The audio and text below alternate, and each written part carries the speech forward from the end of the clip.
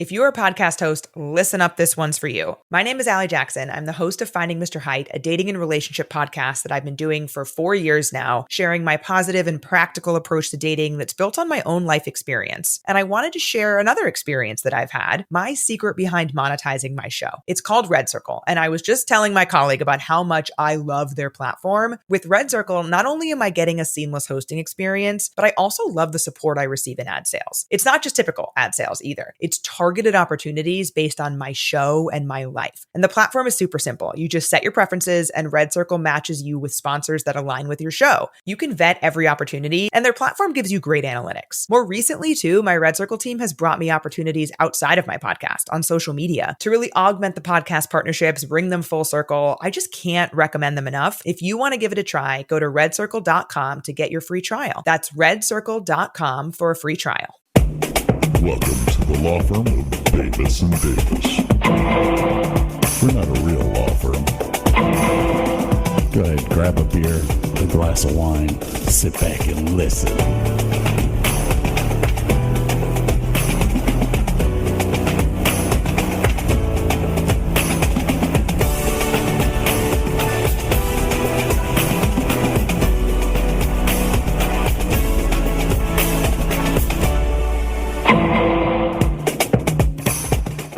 Welcome to the Davis and Davis Show, davisanddavisshow.com, and the davisanddavisshow.com for all your merchandising needs.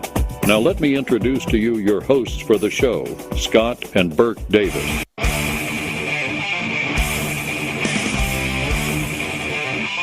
Hold on to your valuables, people. It's the all-new Davis and Davis Show.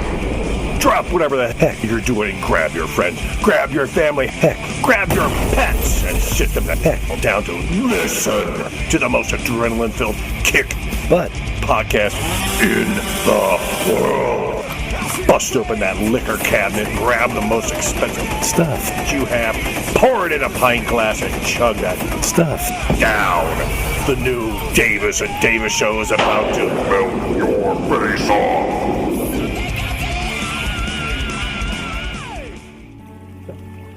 Due to public outrage, we at the Davis and Davis Show are starting a new kinda gentler format. So prepare yourselves. It is the all-new Davis and Davis Show. Dynamite! Halt whatever you are currently involved with. Encourage your friends, family, and even your family pets that you treat like your own children, and persuade them to hearken to our show, the most professional, calming, and mollifying podcast that money can buy. We humbly suggest that a beverage of your choice be imbibed whilst enjoying our oral interludes. The new Davis and Davis Show promises an electrifying experience so profound it will leave you utterly enraptured. I'm sorry, Dave. I'm afraid I can't do that. Like in your new drops, apparently. Dumbass.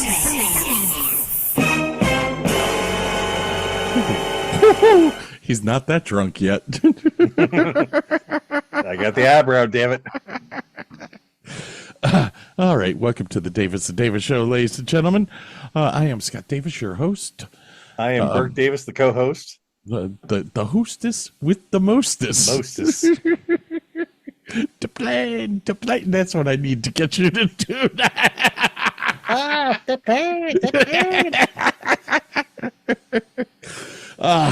He just died.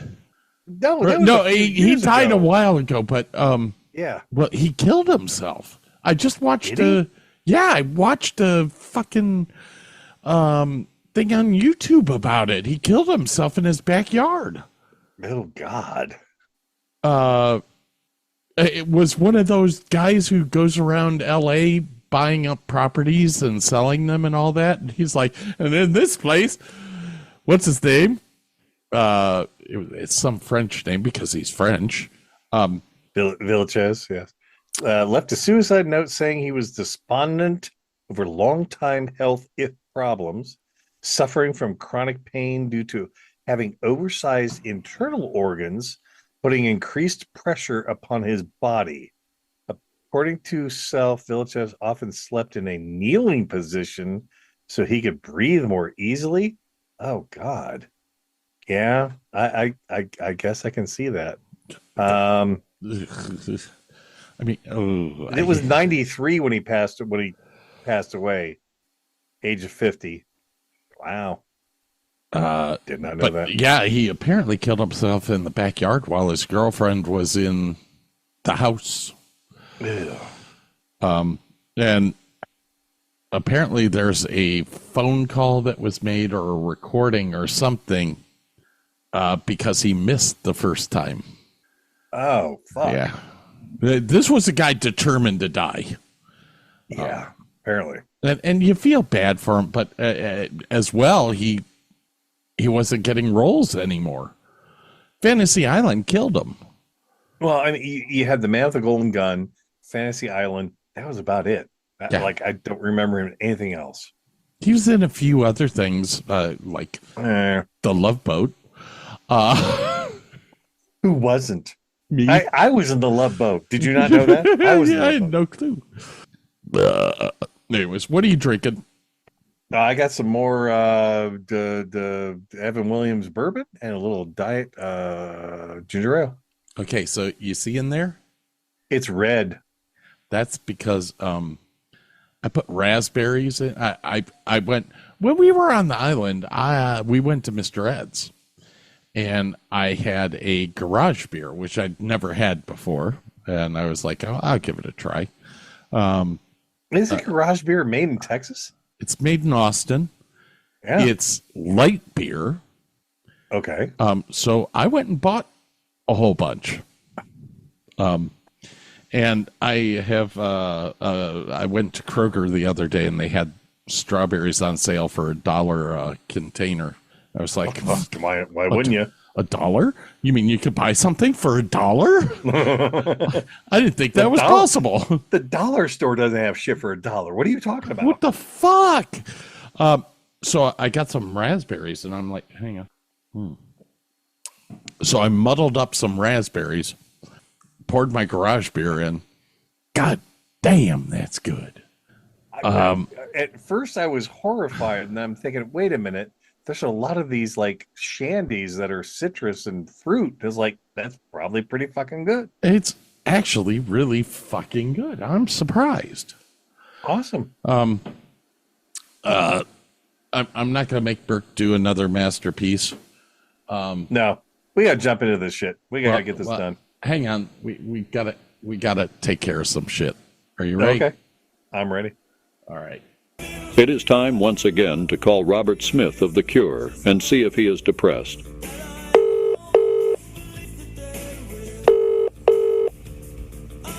Hello? Hello, Mr. Smith. How are you feeling today? I'm feeling quite depressed today. There you have it. Robert is depressed. Again. And now here is Dirk Bavis with the Adele update. She's still dating someone. That was Dirk Bavis with the Adele update. Nobody died. No. Which is good for them.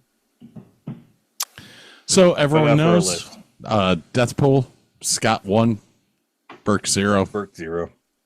I did change one though. He did change one. We'll see what happens with that. I don't think Dolly's going to go before the first of the year, though. It says that she's having health issues, but yes, I changed one. Who was it that I put in there? I don't remember. It was Tim Curry. Oh, yeah. Yeah, he's confined to a wheelchair now, so I don't think that there's... I don't want to say that there's no hope. There's always hope. There's always hope. It's Tim Curry. It's Frankfurter, man. Nobody wants Frankfurter to die. Don't dream it. Be it. I will send you to Jesus. Anyway. Hey, we've been into this list,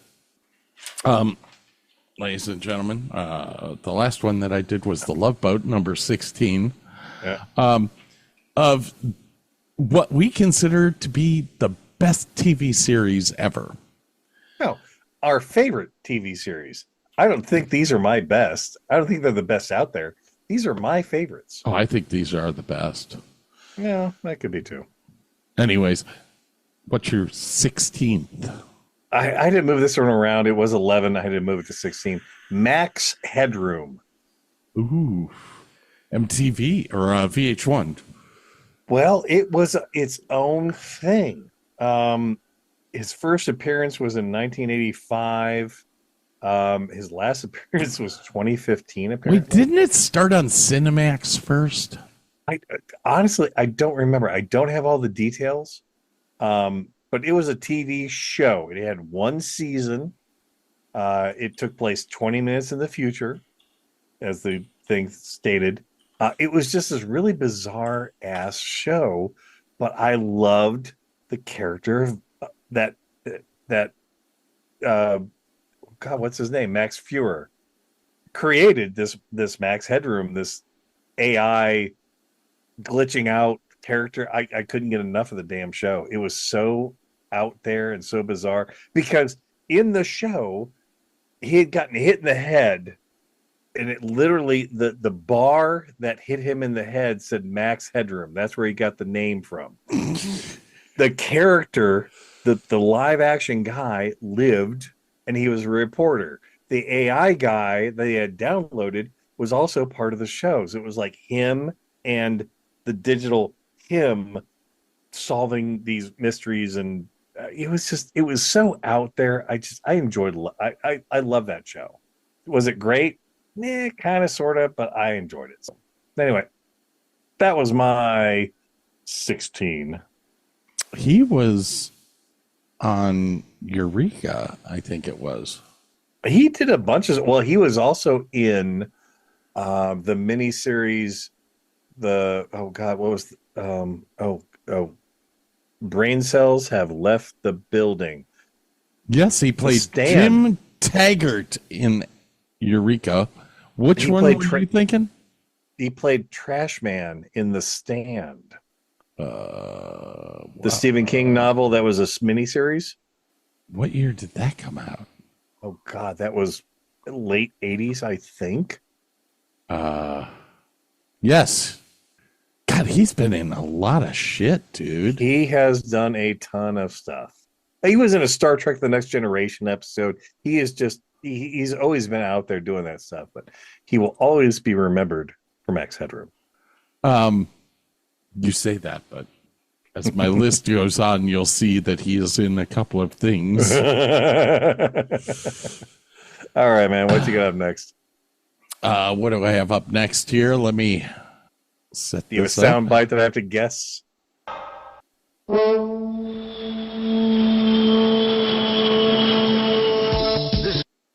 That's all I'm playing. That's not the big bus. What the hell is that?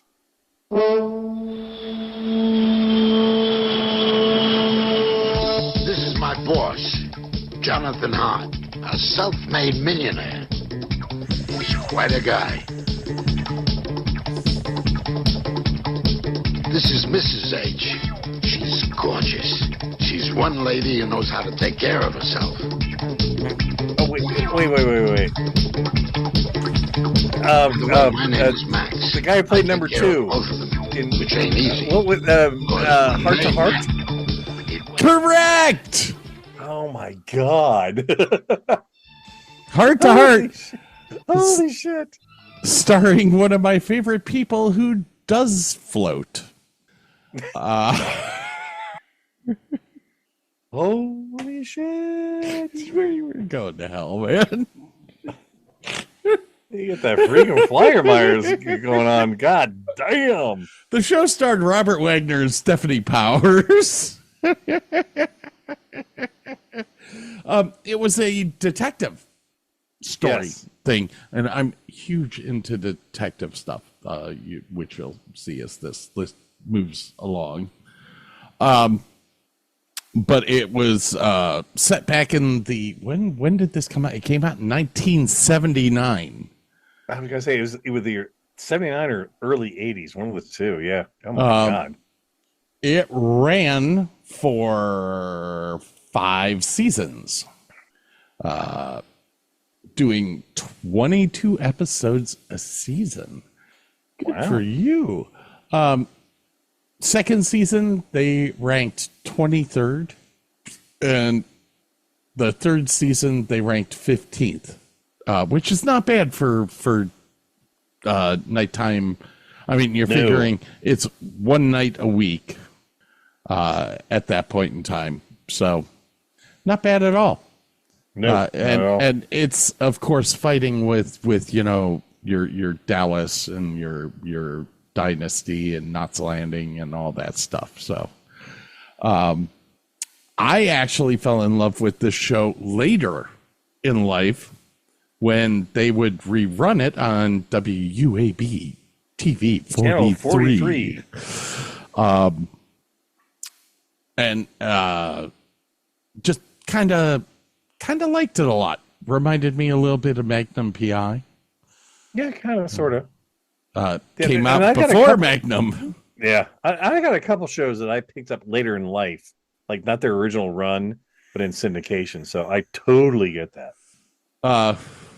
It did win Emmys, 1980 for Outstanding Art Direction. Oh, it was nominated. Outstanding Actress to Stephanie Powers. Loved her. Outstanding Art Direction again in 1981. Outstanding Film Sound Mixing in 81. Outstanding Actress again for Stephanie Powers in 82. And Art Direction. And so it goes. I enjoyed the show a lot, even with Robert Wagner in it. Well, because the Natalie Wood thing had just happened. We don't talk about that. So, sir, what is... Yeah, well, did you watch Heart to Heart? On and off. It was not a huge favorite of mine, but I caught them every blue moon. Okay. Well, with that said, take a look at it. Oh, you know who produced it? Probably the guy who did Magnum PI. Tori Spelling's dad. Oh, really? Yeah. Yeah. He did a lot of stuff too. Yeah. Yep. All right. So what is Aaron Spelling? Yeah. Aaron Spelling. Yeah. What is your number 15? I think I may have effed up my things. I think I'm on number 16, actually. No, I had to move shit around. I'm sorry. 15. Cheers. Okay. If I was doing sitcoms, which I didn't, this definitely would have been top of the list. Yes. I concur with that. It has some of the greatest openings ever. Norm.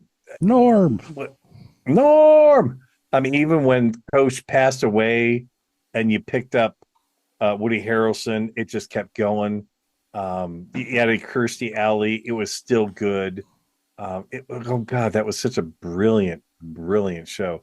11 seasons, 275 episodes. It was the first sitcom that I remember going through multiple lead characters and surviving. I take that back. MASH did it as well. A little bit, yeah. Because you still had Sam the whole time. You had Shelley take off and somebody else, Kirstie Alley coming in. You had Coach passing away, and they addressed it in the show. Mm-hmm. And then Woody Harrelson coming in, and it just flowed. It's just, even to this day, it's just a brilliant show. I don't have any other stats on. I think the best part about you mentioned Coach dying, and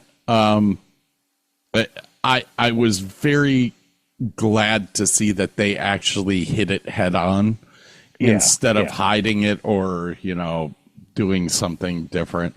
The coach died, and the whole bar mourned it. It was great to see that on television, because I think myself as a watcher, I was mourning his. Yeah, that's the way to address it. It's like, don't just switch characters because somebody had it's just the person passed away. The person passed away. Mm-hmm. Just roll with it. Yeah, it was great. So some of the funniest stuff. I remember Kelsey Grammer's character when they were going on the snipe hunt. Yes. And he's talking Lilith, but he's talking about, I believe I have to quote Wang Chung, everybody have fun tonight. Everybody Wang Chung tonight. Some of the stupidest shit, but yeah, it was a great series. So yeah, Cheers, definitely my number 15, I believe, on my list. My number 14. Oh, that's in my top 10. Jan Hammer. Oh, Miami Vice. So good. Don Johnson. Don fucking Johnson. Now, I'm gonna play something for you. I'm not even gonna talk about this that much. I'm gonna play something, audience. Burke's gonna get to see it, and literally that's about all we'll have to show. Oh, I know the scene. Okay, let me preface this with, this is the TV series that had the song you had never heard before that blew your mind. The Godley and Cream song. No. But that's not the scene you're going to play. No. I know the scene you're going to play. It is the best scene ever in a TV series. Ever. All right, ladies and gentlemen. Here we go.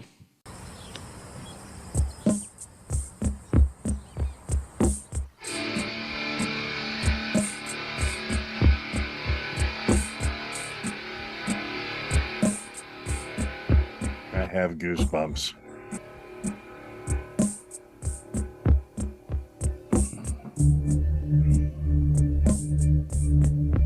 Oh my God. The song, no sound effects, dialogue, gun click. That's it. Yeah. Fucking the GoPros watching the tires go up and down. They didn't have GoPros back then. Listen to that.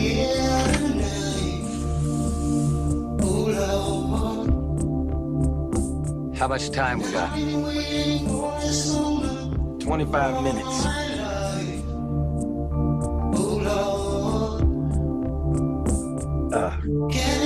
The cinematography. Jesus God. Oh.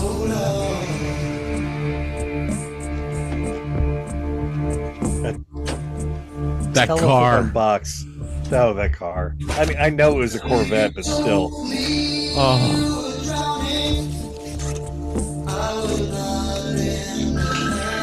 Don't do that. Come on, use your spoon. You know better than that. No. Hello? Caroline? Sonny? I need to know something, Caroline. The way we used to be together. I don't mean lately, but before. It was real, wasn't it? Yeah, it was. You bet it was. Sonny, what's wrong?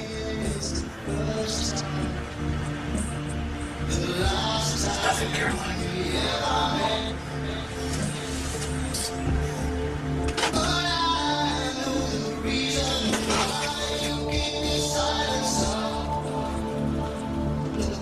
Oh.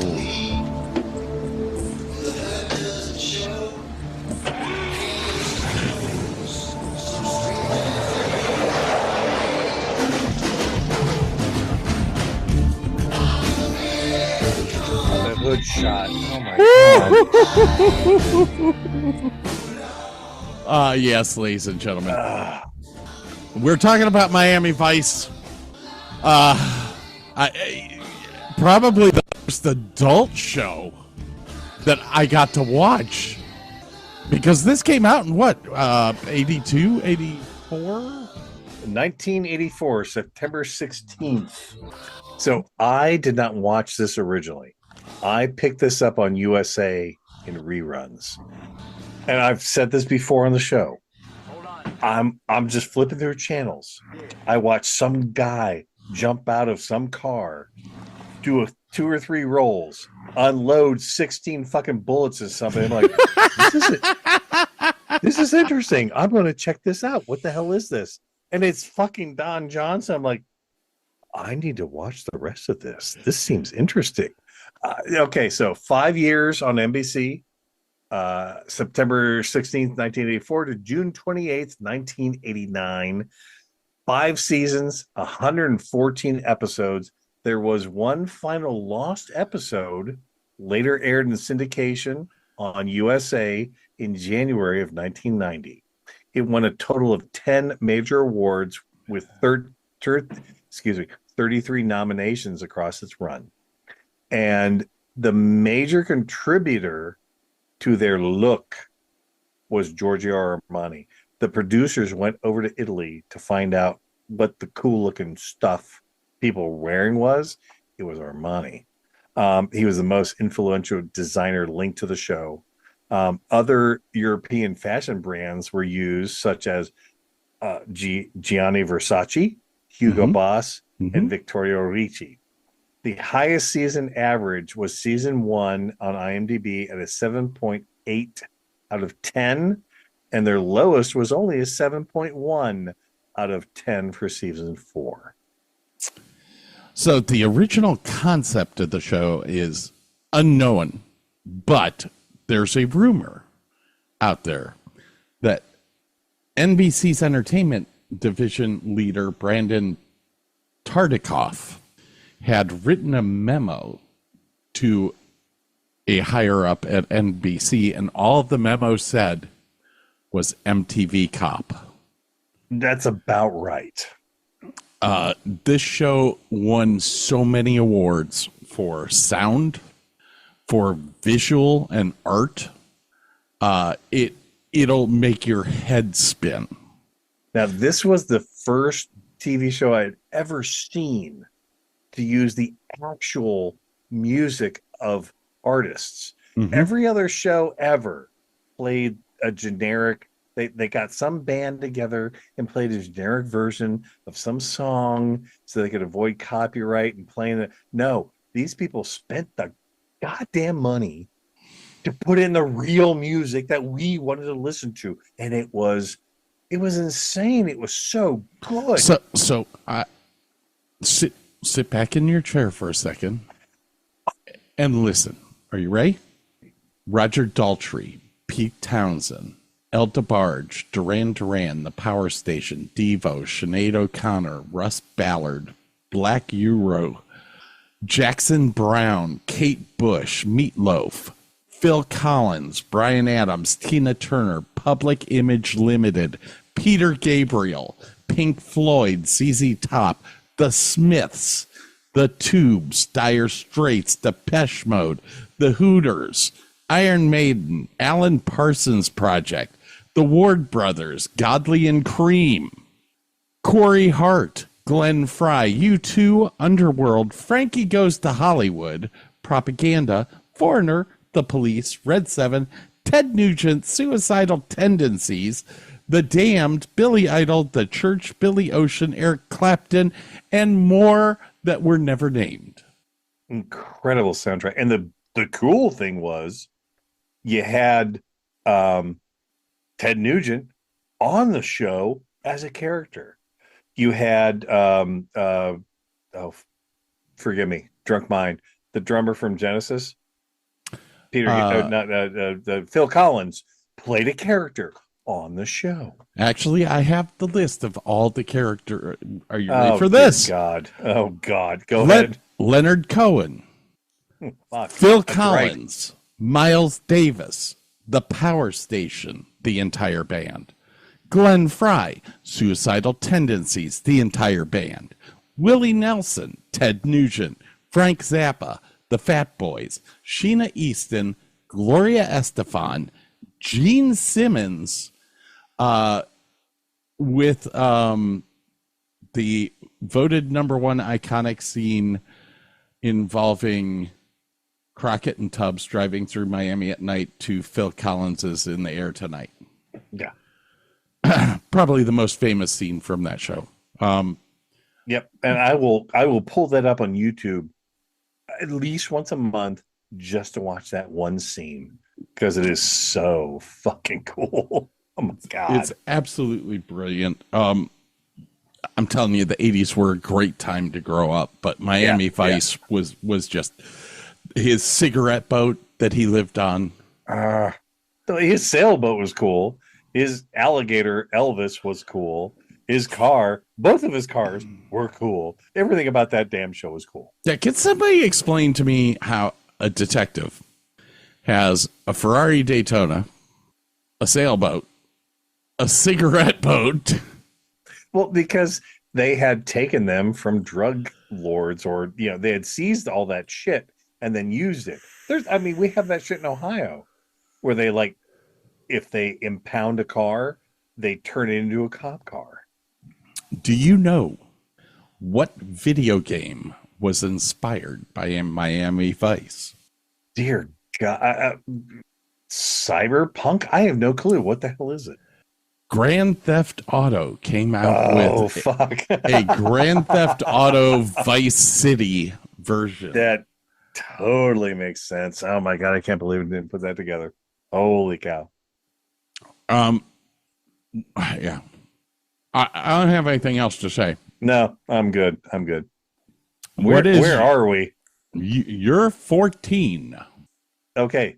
This is kind of a goofy one. Batman, the animated series.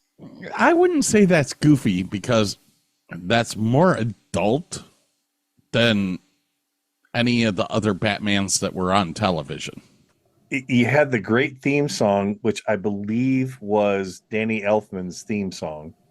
You had animation that was highly stylized, done on all black paper, so it was all dark. The writing was incredible. You had Mark Hamill as a Joker, which was incredible. You had, and then please forgive me, I don't remember Batman's name, but you had the best Batman voice ever in the whole world doing Batman. He just died too. Yeah, he just died. Yeah, we talked about him serving soup and food during the 9/11 crisis in New York. Kevin Conroy is his name.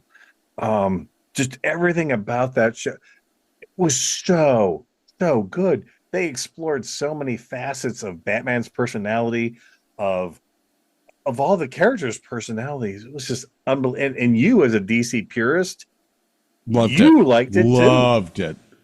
So it had to be good. It had to be good. So yeah, Batman the Animated Series was on my runners up list. Yeah, well, I've gotten a couple of my big ones, but yeah, that was such a good show. Anyway, what you got next, man? Yeah, I'm looking forward to this one because you're not going to know it. Cool.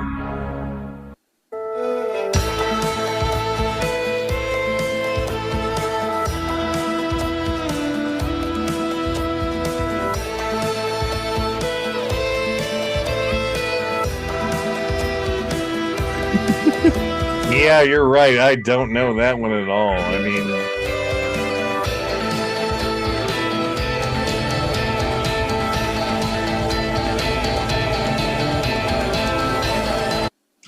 you have to look this up and watch it. 5 seasons. The show is called Haven, and it's actually originated from a Stephen King novel. Even the TV series. Yep. It is based up in New England. As everything he writes is. Yeah.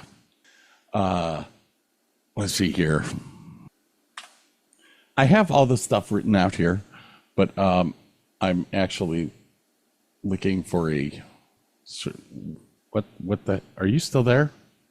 Nope. I am locked up. Oh. Hello. It was like watching Max Headroom. You were like...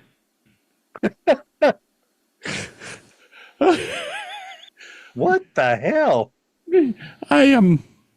I just saw all the lights start going beep, beep, beep, beep.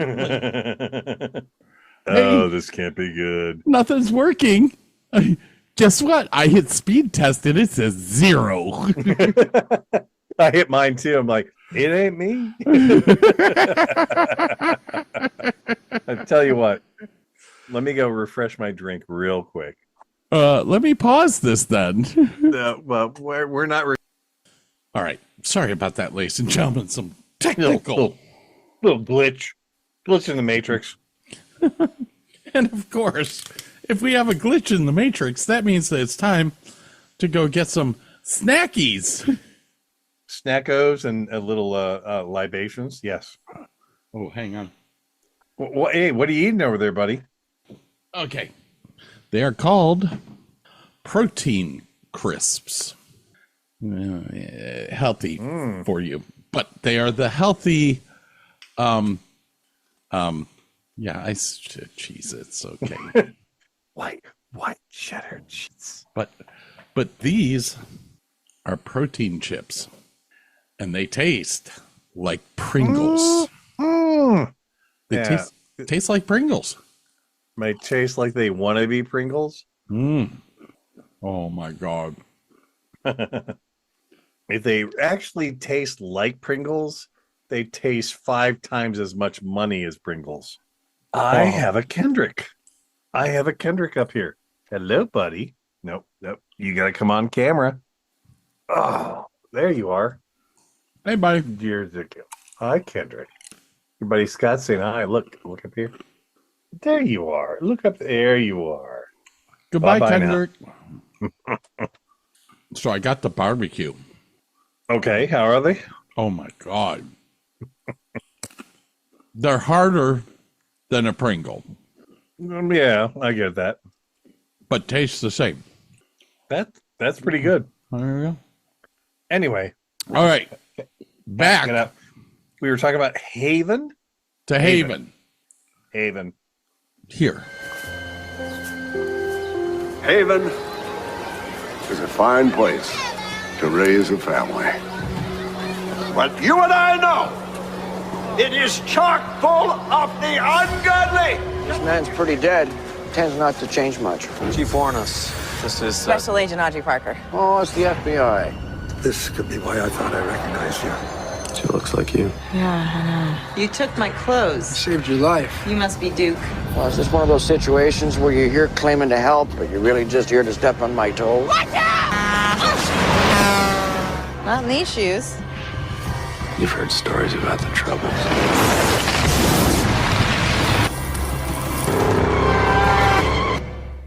The Troubles are back, aren't they? Yeah, I think so. There are 2 different havens. There's the one that's right beneath the surface, and then there's one right underneath that. Sounds like every town. No one will talk to you about your mother, huh? I don't have the secret password yet.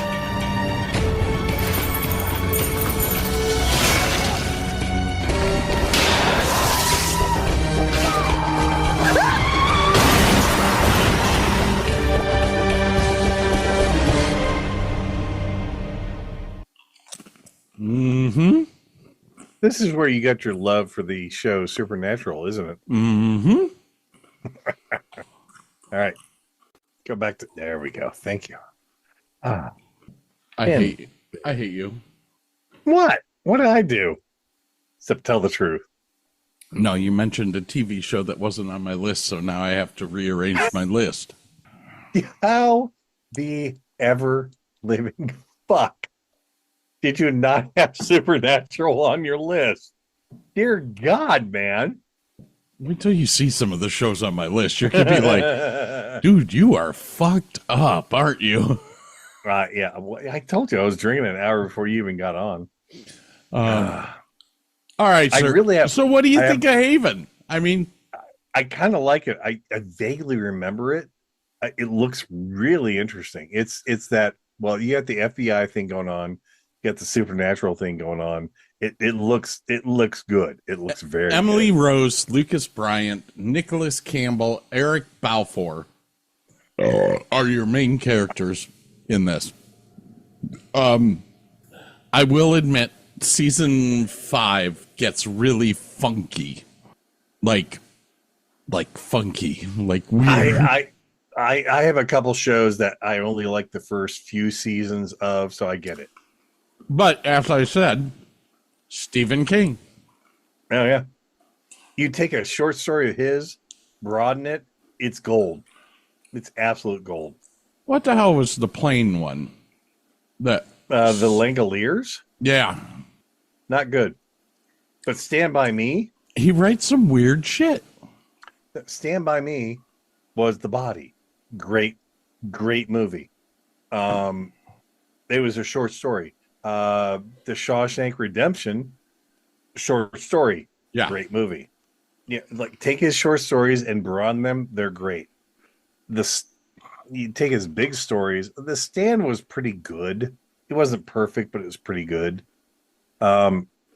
He absolutely hated the Jack Nicholson movie. What was that one? The Shining. Hated the movie. Hated it to death. But that was a big book. That was a really big book. Yeah. So anyways, Haven is based off of the book The Colorado Kid. I never read that one. Written by Stephen King. And there's something about this. Well, no, it's Eric Balfour who plays the best fucking character in this whole show. He plays Duke Crocker. And he owns a bar, and the bar is like a safe haven in Haven. It's weird. He is the criminal of the town, so every cop is watching him and all that shit. And then in the end, he turns out to be the one that saves the town. Interesting. Really cool show. I love the show. Anyways, that was my number 13. What is your number 13? Yeah, I can't really tell because I've gone into my number 10 and let's say 2 of those. So 2 minus 12. $6 Million Man. Really? We can rebuild him. Make him better than he was. Better, stronger, faster. Yeah, talk to me, my friend. I had the 12-inch tall $6 Million Man figure, which was as big as the G.I. Joe figures back in the day. And he had there's this little clear piece that went from the top of his head through his eye. Yep. So you could see through his eye. He had the Kung Fu grip. He had the arm you could peel off. Dude, it was the coolest goddamn show. You could flip open the arm so that you could see. Yeah. But it was rubberized. It was rubberized skin over the metal. Yeah, it was fucking awesome. I had the same show thing. Itself. Yeah. The show itself was cool. Like, granted, back in the 70s, and this was, what was this? 51 to 51 minutes, 1973 to 1978. So not a lot of special effects going on back then.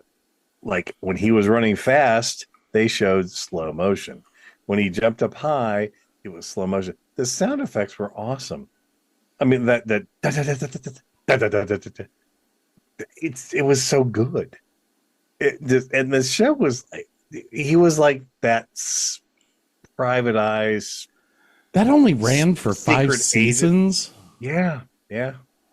And then, then you had the spinoff, the Bionic Girl. That was Lindsay Wagner. That was Bionic Woman, right? The Bionic Woman, excuse me. Yeah, Lindsay Wagner. Jamie Summers, 76 to 78. So I had a couple seasons on that one. Yeah, it was one of those shows I looked forward to seeing every night. But I was young. There was not a lot on TV. It was just one of those things that I knew it was coming on. I had to watch it. And that's kind of why it made my list. It was just like, I love this show. So I was religious with $6 Million Man. I did not put him on my list. There'll be a specific reason that I will explain here soon. But the Sasquatch episodes, because there was more than one. Okay, do you remember the swirly thing to get into the Sasquatch dome? That I got to see that before the show, because that is something you drive through on the Universal Studios tour. And because I was out there with my dad in California, I got to drive. It was part of the tour. You got to drive through that swirly thingy. That it messed you up, man. If you didn't have a good sense of balance, oh, you were sick as a dog. The thing that drove me nuts was the Sasquatch had the same sound effect, the ding ding ding ding ding ding ding ding. Yeah, I mean, supposedly it was also a bionic being. Yeah, the later seasons, not so good. The initial couple, great stuff. Now they let the Sasquatch live. Well, then they became his teammate at some point. They were on the same team. Like, whatever. Loved it. But Loved it. The first couple of episodes, first couple of seasons were awesome. Richard Anderson was awesome. Yep. And Oscar Goldman's character? No, the director of the OSO in the first movie was Darren McGavin. That's who it was. Jennifer Darling, or Peggy Callahan, played by Jennifer Darling, was Oscar's secretary, who he always flirted with. I don't know what else to say about this, because it was great. Great opening, great music, good action. Oh God, that guy. The opening was Alan Oppenheimer looks a whole lot like Dr. Phil, doesn't he? Big time. Martin Brooks, Dr. Rudy Wells. He was a cool dude. I liked him. Yeah. Oh God, I John totally forgot Delancey about. was on that show. 5 episodes. Q. Oh Yeah. my God.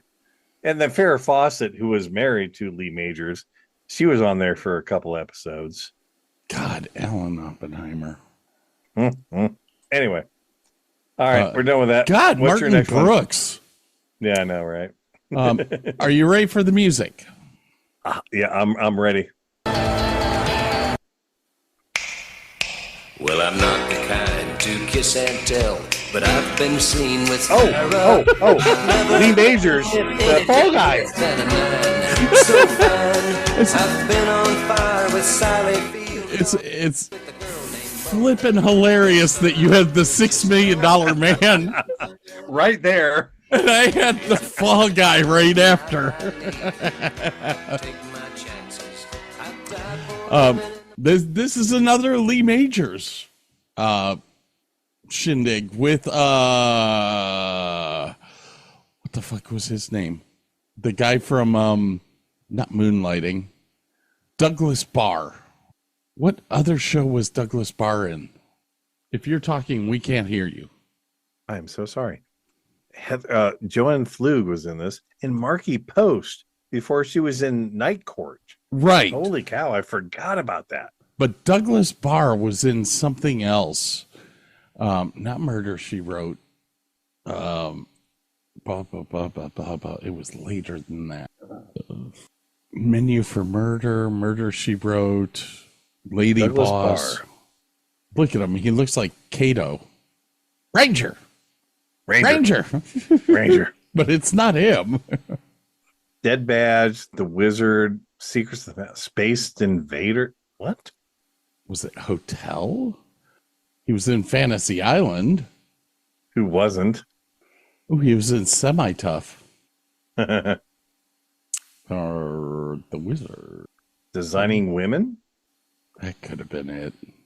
No, I swear he was like some sort of detective or cop or something.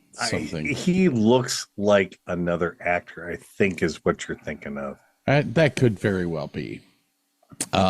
Anyways, we had Lee Majors, Douglas Barr, Heather Thomas, Joanne Flug, who played Samantha, who, if you don't remember this character, this was the lady that hired him all the time.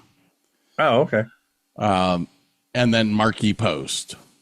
And it ran for 5 seasons. 5 seasons. That's a good run back then, man. How, I don't know. Because this came out in, 1981. There wasn't a lot on TV back then that was worth anything. No, not Joanne Flug was on the Love Boat. not like the 10 things that I've already listed off on my list from the 80s. Yeah, what a great show. General Motors was a huge sponsor of the show, sponsored the truck, sponsored all the vehicles that were in it. This was actually one of the first shows where you started to have corporations become big sponsors to have just their name in stuff. Like if you saw a Ford Mustang on here, they would block out the Ford word so that you couldn't read it.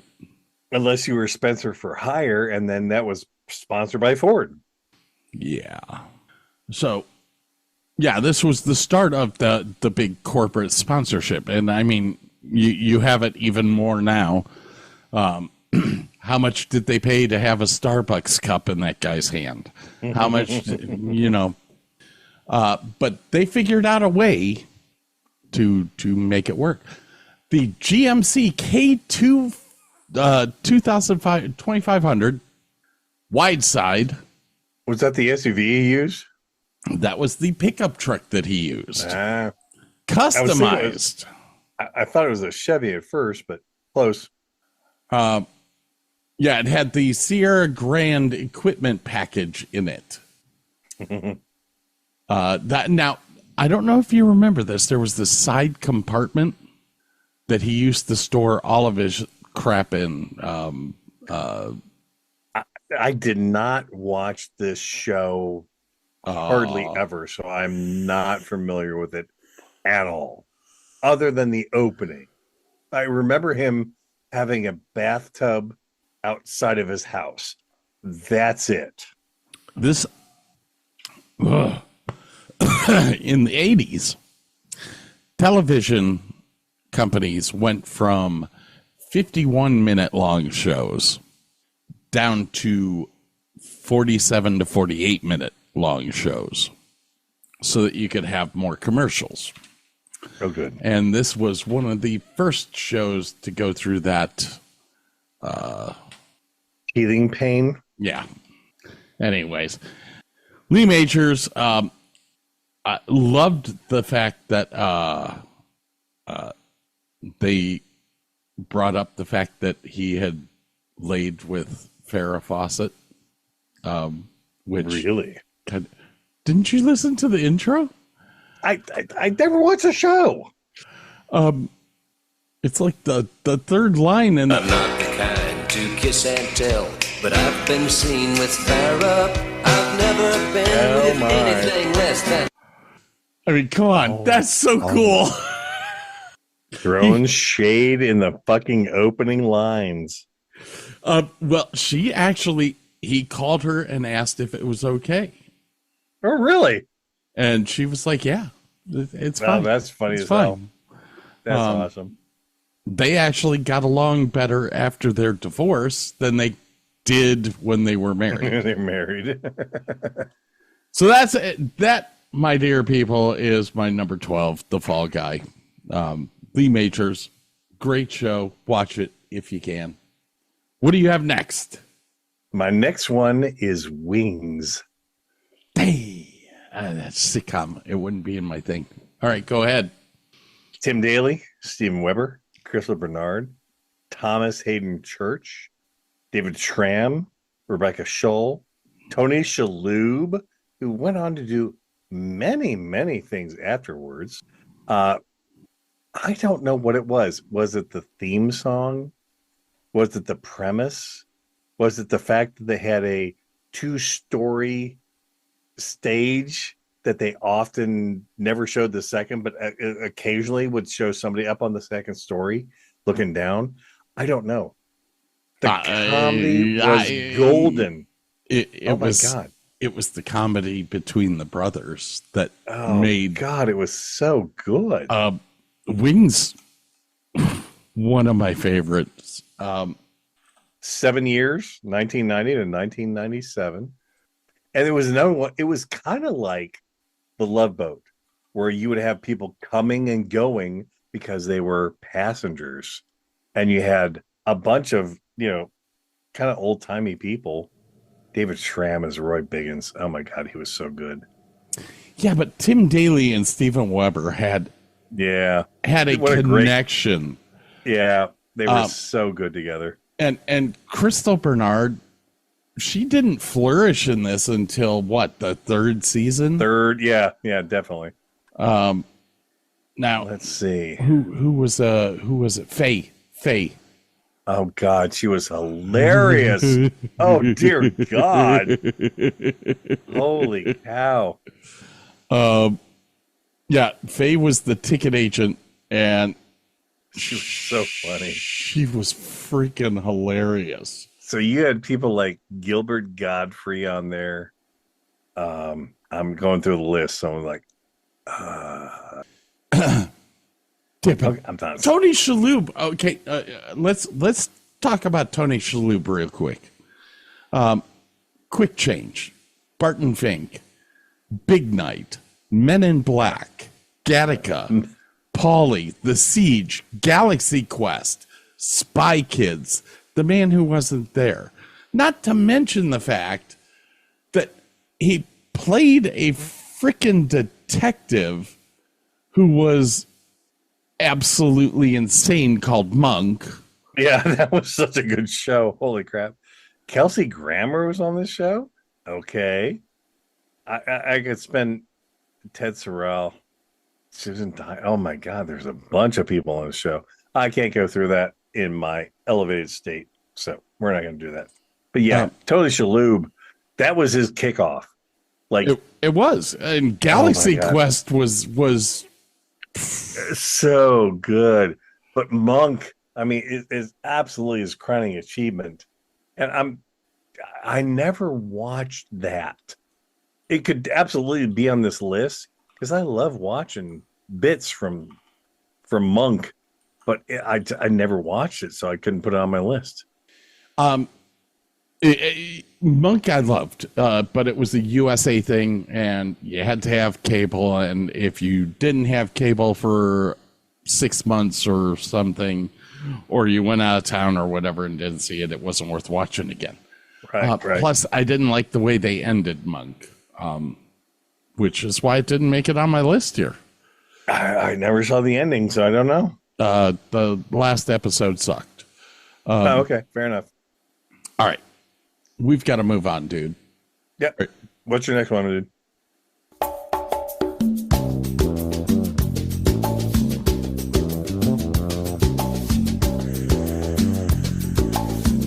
Fuck, I know this. What is this? Oh, God. This is Alaska. Northern Exposure. Yes!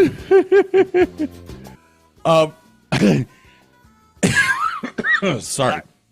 This really could have been on my list. I just didn't think about it. Oh my God. This TV show started the careers of so many people. Rob Morrow, who played Dr. Joel Fleshman, would not be the person that he is today without Northern exposure. This show was flippin' hilarious. And here's what it's based on a show. Well, it's about a town in Alaska, a small town. The episode where the tourists start coming absolutely cracked me up because they were all flipping out because there were tons of people in the town. And it was just tourist season. My favorite one was Barry Corbin, the old crotchety guy, had his like hotel thing. All the Japanese tourists are there, and he thinks they're there to listen to him talk about his time as an astronaut. And all of a sudden, the Northern Lights come on, and they all go to like have sex because they believe that having sex under the Northern Lights promotes them having a kid. He's like, where the hell they all go? Oh my God. And Janine Turner, my God, she was so hot. Why? What happened to her? What happened to her? Was that the short-haired lady? Yes. Yes. Guess where she was born? Ohio? Grosse Pointe, Michigan. Really? Yes. You ever heard of Grosse Pointe Blank? Grosse Pointe Blank. She grew up in Fort Worth, though. She did. Oh, wait, hang on. That was her character. Her character was born in Grosse Pointe, Michigan. She was a debutante who turned into an Alaskan bush pilot. Janine Turner I still love her. She did something in 2023. Yeah. She was in Friday Night Lights from 08 to 09. Walker, Texas Ranger. Oh, she's a fucking star. She's a star. She is now a devout Christian who writes books and runs a podcast called God on the Go. Sorry. So there you go. She had that short hair on the show. So cute. Smoking hot. John Cullum. John Cullum. Oh my God, he's so funny. Loved the guy. But who was better than John? Well, why can't I see it? So Elaine Miles, the Alaskan woman who was married to the old Alaskan guy who was in the last, they were both in The Last of Us. Why can't I see his picture? The fuck? I don't know, but Peg Phillips played Ruth Ann Miller, is the elderly, level-headed owner of the local general store. Yeah. She was hilarious. Oh my God. Now, this show ran for 6 seasons, but take that with a grain of salt because the first season was only 8 episodes. And the second season was only 7 episodes. Oh, wow. Really? But after the second season, it took off.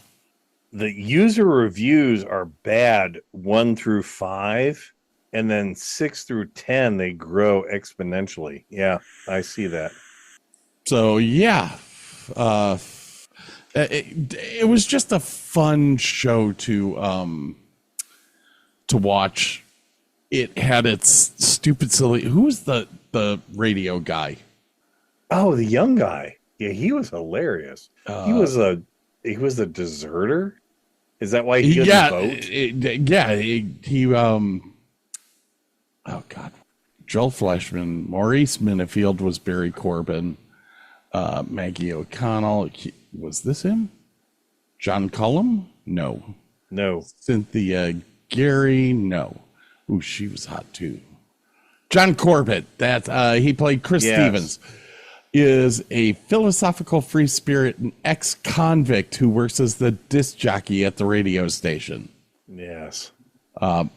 Shelley Tambo was played by Cynthia Geary.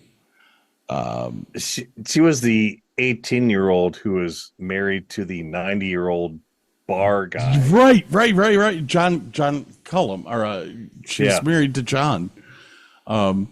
Anyways, it's just, I don't know how to explain this show. It was so out there. I mean, you had the one episode where like the doctor had never experienced the midnight sun.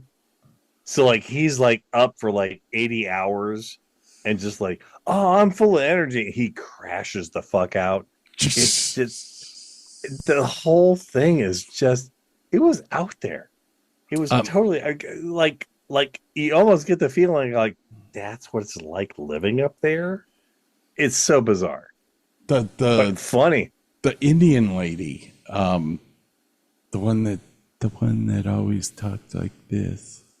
Elaine Miles playing Marilyn Whirlwind. Yes.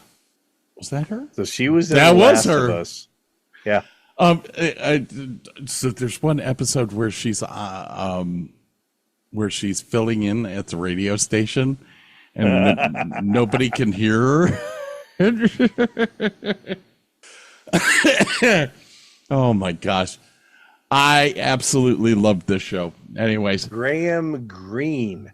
That's the guy I'm trying to figure out. He was in Dances with Wolves. I swear he was in that show too. See all. What was the year that Northern Exposure was out? 1990 to 95. Oh, God. Dude, he's been in fucking everything. But LA Law, Clear Cut, Dances with Wolves. Wait, is that the guy that just died? Oh, God. I don't know. 7? Yes, 7. Where's my IMDb? Yeah, this year. Yes. Graham Greene go. died this year. Yeah. I swear he was in that damn show. Find Oh God, Northern. Graham Greene. Yeah. Yep, he was in it. Yep. It's a couple episodes. All right. So apparently we both liked Northern Exposure. I love that show. Next up, I have Buffy the Vampire Slayer. And we could add Angel into that whole mix too. They are a spinoff. Yes. And the only reason I include Angel is really because there was one episode of Angel where they became puppets. And it was Avenue Q. Is that the name of the group? Yes. The fucking Angel turned into an Avenue Q puppet. And it was fucking hilarious. But Buffy the Vampire Slayer was a great series. 1997 to 2003. Yeah. Joss Whedon, writer. Mm-hmm. Such good stuff. First season, rough. Second season, much better. Third season, they got their game on. And from 3 to 5, it was a powerhouse of just really good writing, really good action, really good interactions with the characters. They address so much crap and just, oh God, it was so good. And Joss, I love him because he can write a moment. There was one episode of Buffy where the bad guys came in and everyone lost their voices. It was literally a silent movie, for lack of a better word, of all them trying to do mime, pantomime, write down stuff on dry boards to show to other people how to kill the big bad. And it was brilliant, absolutely brilliant. At the end of the episode, obviously they kill the big bad. they get their voices back. Buffy and her boyfriend, who turns out to be part of a government group that Buffy didn't know, they found out that he's part of a government. He found out she's the Slayer. They're sitting in the room and they're like going, we should talk. He goes, yeah, we should. And they're completely silent for like 5 or 6 seconds. It's just a brilliant moment. That show had so much nuance to it. I watched this gal who does reviews of movies and stuff, and she did the whole Buffy series, and that was one of her favorite episodes because it was just so, I don't know how to put it, not poignant, but just so impactful. So that's on my runners-up list. I love Buffy the Vampire Slayer. And I didn't watch it.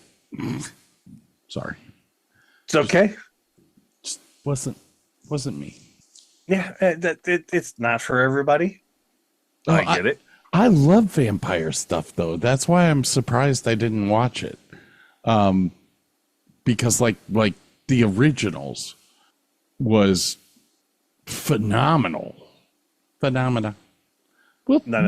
We'll talk about that a little bit later, though. The funny thing is, like, the original movie was really kind of weird because you had, oh God, forgive me. Please let me look this up.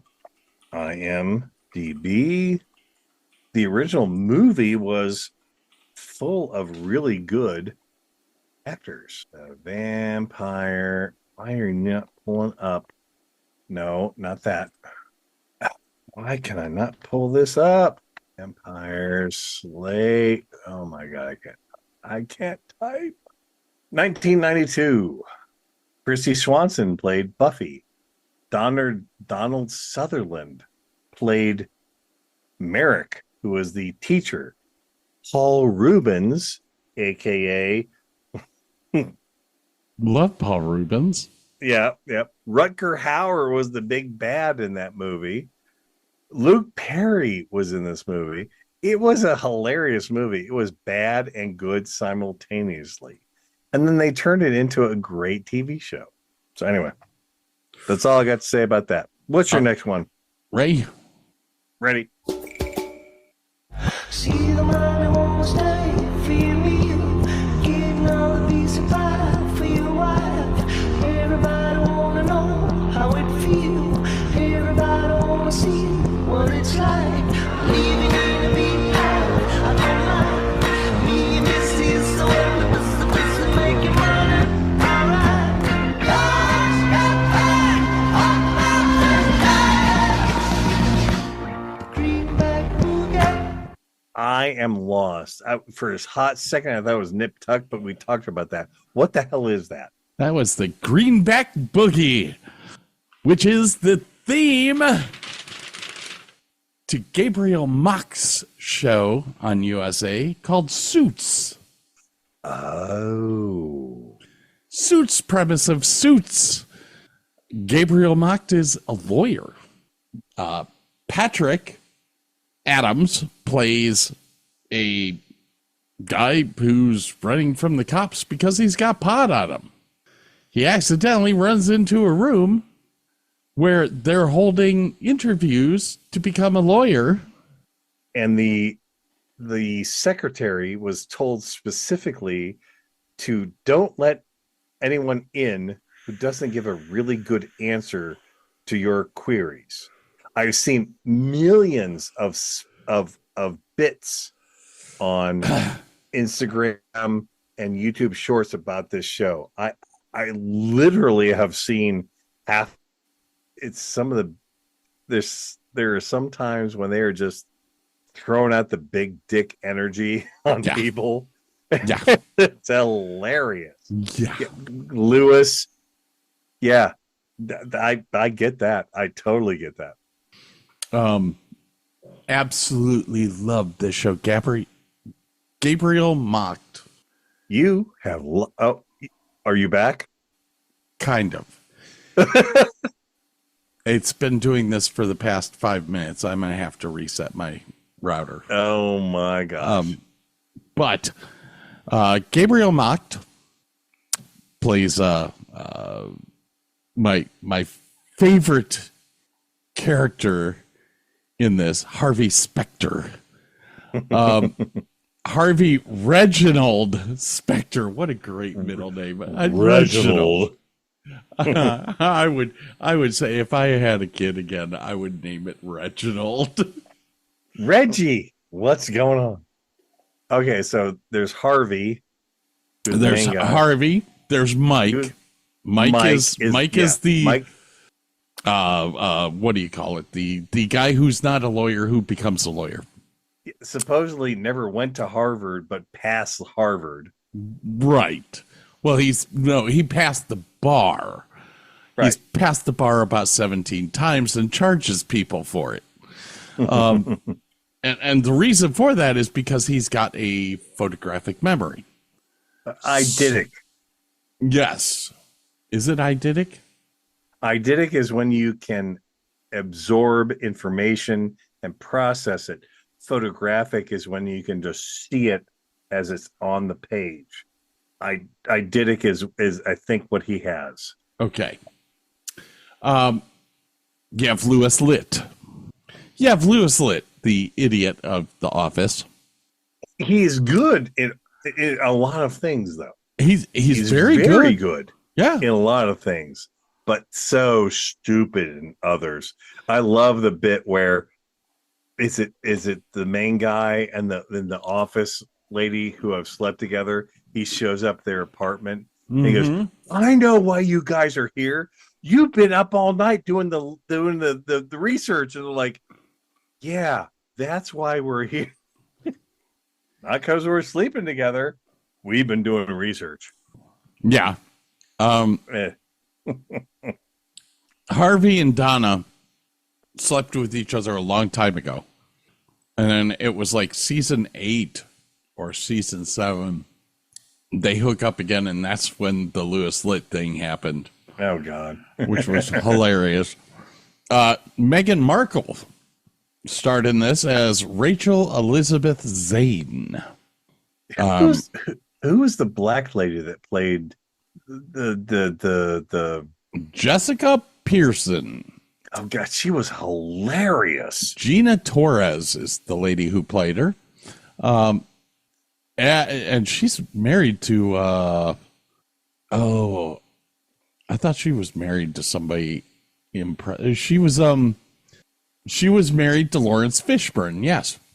Oh goodness, great! Really? Yeah. She was also in one of our favorite movies, Firefly. She was in that too? Uh-huh. Wow. I loved this girl. And she was hilarious in Firefly. She played the lady laying on the bed. Now I gotta look it up. She was like the Queenie lady that the guy from Firefly kept sleeping with. Yeah, she played Zoe Washburn, who was her Nathan Fillion's. Yeah. That was Wash's wife in Firefly. Yeah. I'm talking. There's an older black lady who was in that. Oh man, I have to look this up. I'm sorry. Look, go ahead, look it up. I don't remember any older black lady except for Jessica. But Katherine Heigl was in the show, as well as a recurring role by Dule Hill, who y'all might remember. Dee Woodside. Amanda Schul became a regular playing Katrina Bennett later on. I think the lady I'm talking about is Aloma Wright, played Gretchen. I think she was in before Donna as the assistant. I'm not quite sure. Ooh. according to the timeline, Donna's been there since the beginning. Oh, okay. Yeah, Donna was the one that let Mike Ross into the interview. So she's been in every show. Was Alana then somebody else's assistant then? Let's see here. Anyway. You said her name was Alana? Aloma. A-L-O-M-A. Aloma. Aloma Wright played Gretchen. Let me see who she is. She was in 34 episodes. And Wendell Pierce has been in just a ton of stuff. She was the secretary for Louis Litt. Yes. Okay, there we go. I knew she was a secretary or somebody. Yeah. She was Louis Litt's secretary. Good call. And that's another series that like gained huge popularity after season 5. Yeah. Because like the user reviews go from nothing to 7, 8, 9, and 10 are huge according to IMDb. Now the sad facts come in that starting season 7, Meghan Markle had started dating a prince, and she basically pulled out of almost everything. I think she was in 3 episodes. It's that Meghan Markle? Yes. Holy shit. I had no clue. I had 0 clue. That's who that was. Mm-hmm. Wow. Played Mike's wife. She basically left the show in season 7. You would see her basically on the phone with Mike once or twice after that, but that's what killed the show. This show probably would have gone 12, 15 seasons if she hadn't left, which changed the dynamic, which caused them to pull. I mean, you can't have Mike and Meghan married and them living in 2 different places. So, you know, it got to a point of where it didn't work anymore because she left the show. Wendell Pierce. I finally remember him from Hackers. Yes. All right. I've really got to go to the bathroom. We've got to take a break. Can you handle one more segment, or are we holding off until tomorrow? We are holding off till tomorrow. I am done. He is done, ladies and gentlemen. Done. He's done. He's done. Done. We ended on Suits. Yes. All right, ladies and gentlemen. Guess that's it until tomorrow. We'll see you soon. I'm going to go drink some beer. I'm going to pass out. Bye-bye, everyone. Say bye-bye. Bye-bye. This has been the Davis and Davis Show. Remember, new episodes every Tuesday and Thursday. Thanks for listening.